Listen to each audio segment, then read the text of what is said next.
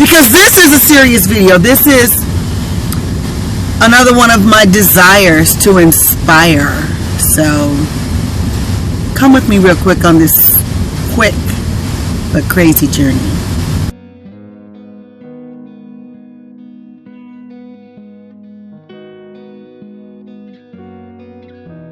And I didn't want to do this in my office, even though I have my own office. The walls are thin, and I didn't know if I get a little emotional doing this or not. I don't know yet.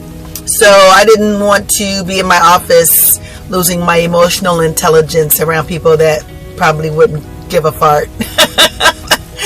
And know all my business too before I YouTubed it. So I just said, okay, I'm going to go to the car and do this. So also what is significant is that I am on the 4th level of the parking lot. Escape, right? So the 4th level parking lot is like my escape zone. So anyway, Kellen Christopher Mahone, my firstborn son, my love child from college. I went to college, Park University, Park College at the time, from 1977 to 1981. And fresh out of high school, straight to college, right? Mom said, you go to college or you go to work. And I didn't want to live at home because my mom was major. But I thought, I'm just going to go on to college. And I ended up living on campus, even though the college campus was like 15 minutes from our house. She wouldn't let me go to the college of my choice because they were too far away. You know, like one college was 45 minutes away. One college was a 3-hour drive away that I got accepted at. And she said they were long distance and I couldn't go. That's a whole nother story for a whole nother day, okay? So anyway, I'm on campus. I make it through the 4 years. I meet my college sweetheart. And when I'm graduating, right before I graduated, I found out that I was pregnant with my first kid, Kellen. And I didn't know it was a boy at the time. You know, back then, you know, sometimes they didn't tell you, or they couldn't tell you on a sonogram or whatever. So I didn't know it was a boy. I just knew it was my first kid. And I was fresh out of college, and I'm like, okay, I'm doing this. Life is a roller coaster ride, y'all. And so me and his dad were together. As a matter of fact, he bought me a ring and asked me to marry him. We had been together for like 3 years. And we'd had some ups and downs in the relationship, but we were both eagerly waiting for this kid. And I was nesting and living with him because we had been living together and I couldn't get a job. And so I'm just nesting. And when I graduated from college, I asked my grandmother, she asked me what I wanted as a gift, and I told her I wanted a sewing machine. So while I'm nesting, I'm using my sewing machine to make my first project, which was a crib quilt for his crib and some bumpers for his crib, right? So I'm just waiting his arrival, and circumstances happened, and me and his dad split up. Actually, I left his dad. And I went and stayed with my mom the last month and a half of the pregnancy. I remember being so sad. I mean, I was broken.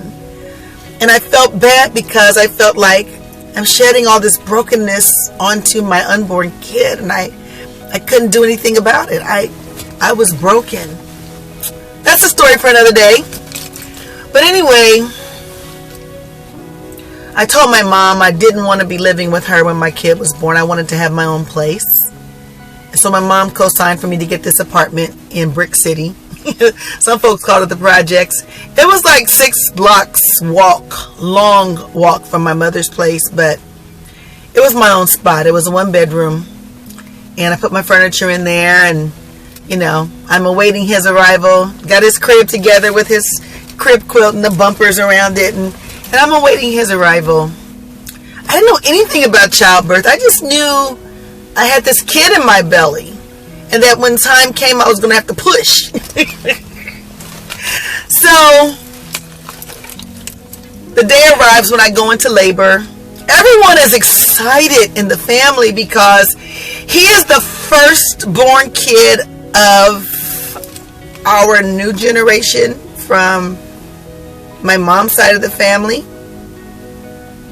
And I thought, wow, he's going to be great. He's going to be special, you know?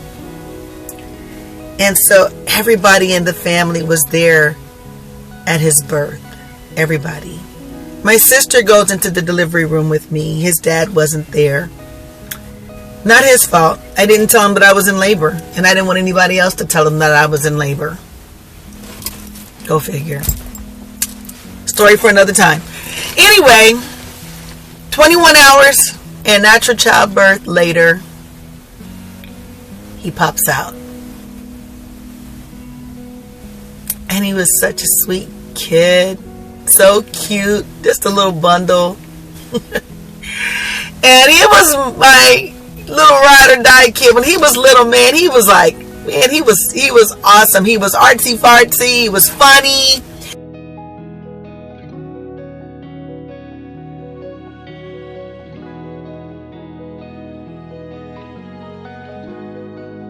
Just me and him against the world. A little bit later, I got married to this guy, and that's a story for another time too. And I had 2 more kids with him. So now Kellen has siblings, a sister and a brother, right? And Kellen's 5 years older than his sister, 6 years older than his brother, because I had them like back to back.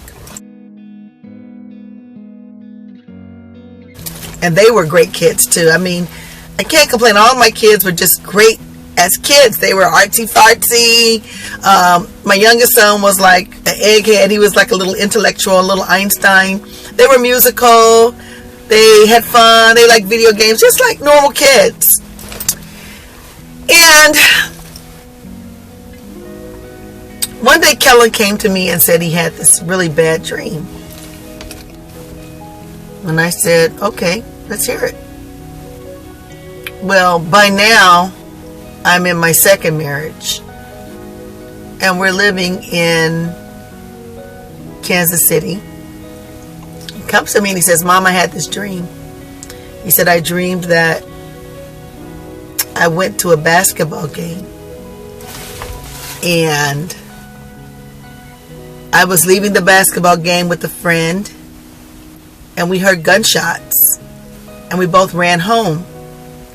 And when I got home, I came to you to talk to you, and you were in the living room crying.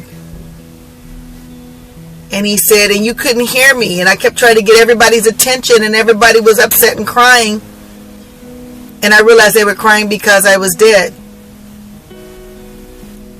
And he said, someone tapped me on the shoulder and said, it's time to go. And he said, I don't want to go. I don't want to go. And so he said that this man floated him off to a field and lowered him down into a hole and started to shovel dirt on top of him. And so I remember consoling him, because that was so, when I think about what he told me, that was like, so like, oh, wow, honey, I can't interpret that, you know.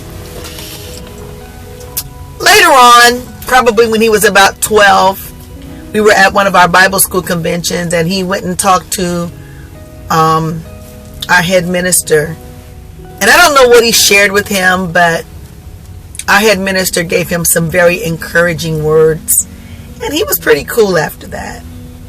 So fast forward, one weekend we went to his basketball tournament, and he got injured. He cracked a bone in his wrist. We didn't know at the time that he had broken a bone, but he had fractured his wrist.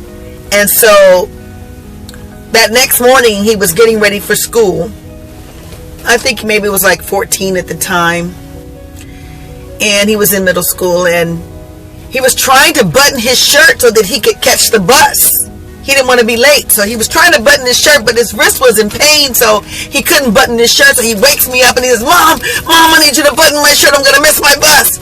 So I'm like trying to help him. I'm half asleep. I'm like trying to button his shirt. I'm like, why I got to do this, And so he grabbed his backpack and his starter jacket. He ran out the door. And so I'm on the couch because, like, after I would wake the kids up in the morning, I would just hit the couch until I made sure all of them got off on their buses before I got up and went to work. So I laid back down on the couch, and I must have drifted off for a few minutes, and then all of a sudden I see these red lights flashing through the blinds, through the window. And I'm like, what's going on? So I open my front door, and there's police and ambulances and fire trucks, and it's like hysteria. Like, these people are screaming, parents are hollering, and the kids are crying out, and I'm like, what the hell is going on? Where's Kellen? And so I saw where this van had crashed into the wall next to the community center that was up the street on the corner from us. He just crashed into the wall, and there was a kid pinned under that van, and I'm thinking, oh my God, that looks like his starter jacket. I was like, oh my God, Kellen, and I'm screaming his name, and so one of my neighbors said, no, it's not Kellen, he got on the bus, he went to school. And I'm like, what? He went to school after all of this tragedy? They said, well, the bus driver just made everybody get on the bus to get them out of the way. So I found out that it was my neighbor's kid that was under that van, and he had a starter jacket almost like Kellen's. So I remember how I felt in that moment, that could have been my kid up under that van. So I left the house. I drove up to the school. I picked him up from school. I didn't feel like he should have been at school after seeing and experiencing that tragedy. But apparently, this particular van driver, drunk or fell asleep at the wheel, we don't know to this day, but he was driving along the street where the kids are standing on the corner, and instead of, he veered off the street and crossed the corner where all the kids were standing waiting for the bus, and then he hit the wall. And so the kids that were on the corner got picked off, so to speak, and one of the kids ended up, like I said, under that van. No one else got hurt. I guess they all got out of the way quickly, but Kellen didn't get hurt. But I brought him home, and I had to take him to the emergency room anyway, because that's how we found out that his wrist was fractured. But I'm saying that to say that had I not awakened that morning and buttoned his shirt for him, had his wrist not been broken that morning, he would have probably been at that bus stop on time, and he could have been the one that had gotten picked off. So that was crazy. Fast forward, he's graduated from high school, he's now in college, and he's decided he wants to be in sports medicine. So he calls me one day, and I'm like, I'm so proud of him, but he went to my alma mater. I didn't want him to go there. His dad didn't want him to go there, but he went, right? So he's in sports medicine, and sometimes the sports medicine students would have to go with the teams to provide care in the event of an injury. So this particular time, he was supposed to go, I think, to St. Louis with the team of soccer. I think it was like soccer team, the girls' soccer team. And so he told me, I'm going to go. I'm going to, be there in case they need an ankle wrap, sports medicine. So I was like, okay, we'll have a good time. And then he calls me and says, Mom, I didn't go. And I said, you didn't? I said, well, weren't you supposed to go? And he said, yeah, but I didn't go. And I said, well, why didn't you go? And he says, I just didn't. And he says, you know what happened, Mom? He said, the van that had all the soccer team and the coach, it crashed and they all died. So I'm thinking, like, what the hell is going on? So he was okay, but he was really devastated after that. And campus life didn't work out for him. He ended up leaving college. And then after that, he was doing like these little odd jobs here and there, whatever. He ended up becoming a UFC cage, a UFC cage fighter or whatever. He just did a lot of little odd stuff. He was like that artsy fartsy kid, you know. He got married, had a kid of his own. His marriage didn't work out. Cute kid though, both of them had together. My grandson, my first grandson.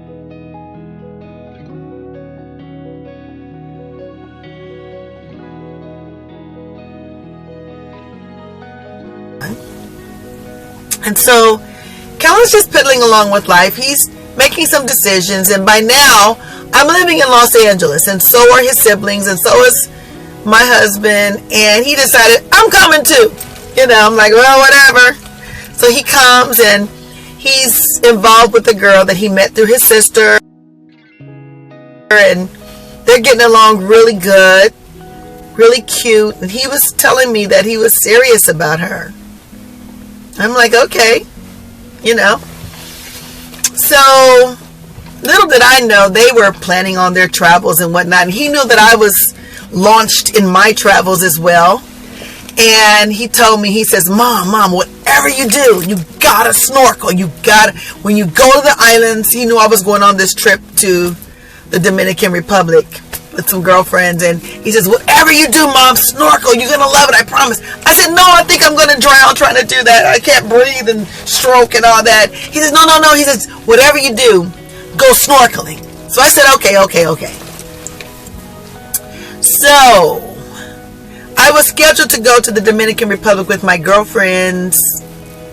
I think it was July of 2013. And in April of 2013, I got word that my mom was having to have surgery for breast cancer. She was going to have a mastectomy. And by now, Kellen is, he's applied to be on the LAPD force. Yeah, my son wanted to be a police officer. And I was like, why?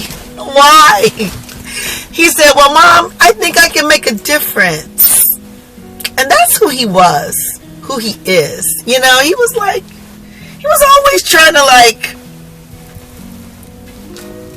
make a difference. You know, he was always the protective kind of kid over everybody else, right? So anyway, I said, okay,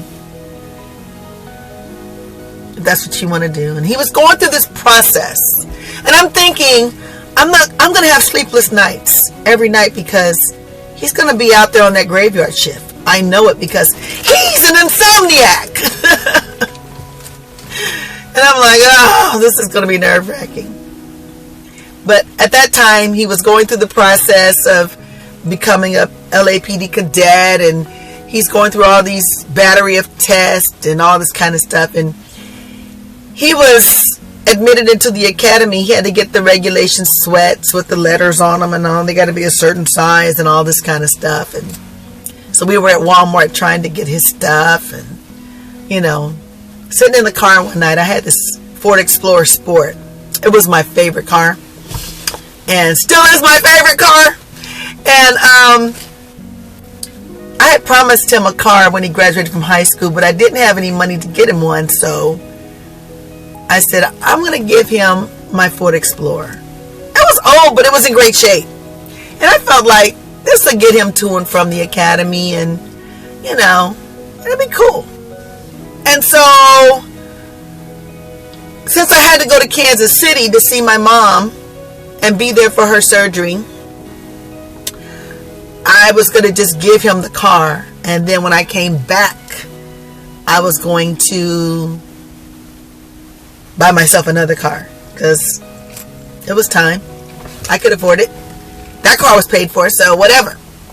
So I told him, I'm going to pick you up at 3 in the morning, maybe 4 o'clock, because I have to be at the airport to get my flight to get to Kansas City so that I can be there early enough for your grandma's surgery. He said, okay, Mom, I got you. So he's the kind of kid that is an insomniac. He was always an insomniac kid. He was always up all hours of the night. And so I'm thinking, like, he'll be up. He's always up. 3 o'clock in the morning, he's on the phone. He's talking to friends. He's smoking cigarettes outside. And so I'm thinking, it's all gravy. He could take me to the airport, keep the car. I'll be back. So I head out that morning, bags packed, get in my truck, heading to his place to pick him up at his girlfriend's. And I get there, and there's like police everywhere and this yellow line. And I'm like, shit, I can't get in there to get him. So I'm calling him, Kellen, pick up. You know, the phone would ring, then it'd go to voicemail. Then the phone would ring and go to voicemail. And I'm thinking to myself, of all times for this dude to be asleep. So I couldn't wait anymore. I couldn't wait. I had to leave because I had to get to the airport and I couldn't get around the police line. So I called my daughter and my younger son and I said, look, I don't know what's going on over at your brother's place.